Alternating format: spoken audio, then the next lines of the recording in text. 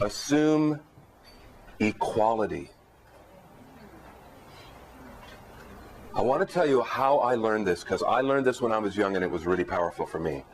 I graduated from the Juilliard School as a professional actor with my equity card. It was a gift. I was 21 years old. I came out to California on a vacation and I got a job at the Amundsen Theater at the Music Center in Los Angeles. Now the Amundsen Theater at that time was 2,100 seats.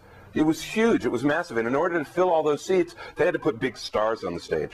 Well, I got a little tiny role in this play that was starring Sarah Miles. I don't know if you remember Sarah Miles. She was kind of like this naughty sex kitten British actress, and Sarah was very naughty.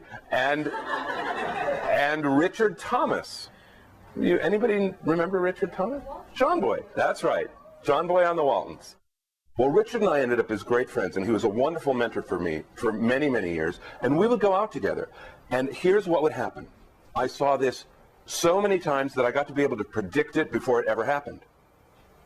Someone would recognize Richard and make the decision to approach him.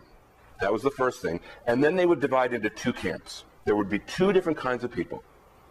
One person would come up to Richard and they would be thrilled. You know, they were meeting a television star, and there was some sense of that, but they would bring themselves to the engagement. And it was fine, and it was pleasant, and Richard's a very generous guy, and it was all fine. And they would go away.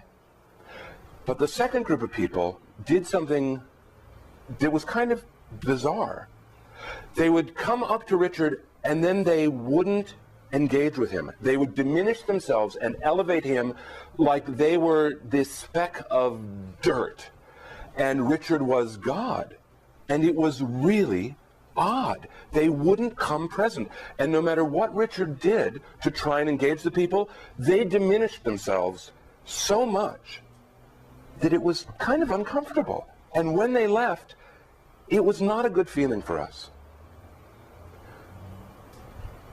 One day when I was coaching, I went to a woman's office, and she and I were working on getting her ready for a promotion, making her look more executive. And we walked from her office to a conference room down the hall. And before we got to the conference room, around the corner comes a man, not quite as old as I am, but certainly older than she. And what happened was, I had no idea who this guy was, didn't recognize his name when I was introduced to him. We chatted for less than a minute. And what I saw in this woman was she went from being my equal to being a little girl, like that. Now, I didn't know the story, but I knew the story, which is, who was that guy? We get in the conference room, and what I find out was, it was her boss's boss's boss, and the hierarchy totally threw her off, completely threw her off. But here's what I believe firmly.